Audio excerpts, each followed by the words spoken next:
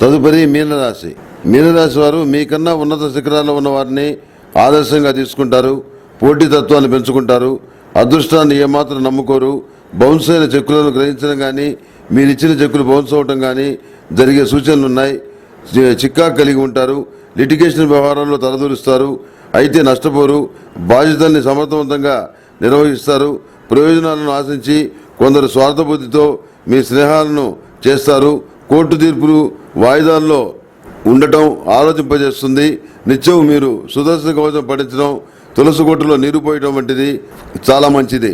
దూర ప్రాంతాల విషయాలు మీకు అనుకూలంగా ఉన్నాయి. మేషం నుంచి మీనం వరకు ఉన్నటువంటి 12 రాశుల వారికి శుభతిథి గంటల పంచాంగ ప్రామాణికగా నా పరిజ్ఞానం సహకరించిన మేరకు ఈ వారం రాశి ఫలితాలు తెలియజేశాను. సర్వే జన సుఖినో భవంతు. ఓం శాంతి శాంతి శాంతి. అందరికీ చిన్న మనవి. మార్చి 7వ తేదీ మహాశివరాత్రి నాడు శ్రీశైలంలో ములుగు సిద్ధాంతి గారి ఆశ్రమంలో అమృత మహాపాశుపత హోమం జరుగుతుంది. ఈ హోమం అత్యంత విశేషమైంది. మహాశివరాత్రి నాడు జరిగే ఈ కార్యక్రమంలో ఈ హోమంలో పాల్గొనేవాళ్ళు వెనువెంటనే వివరాలకు mulugu.com ని సంప్రదించండి. మంచి ఫలితాలను పొందండి.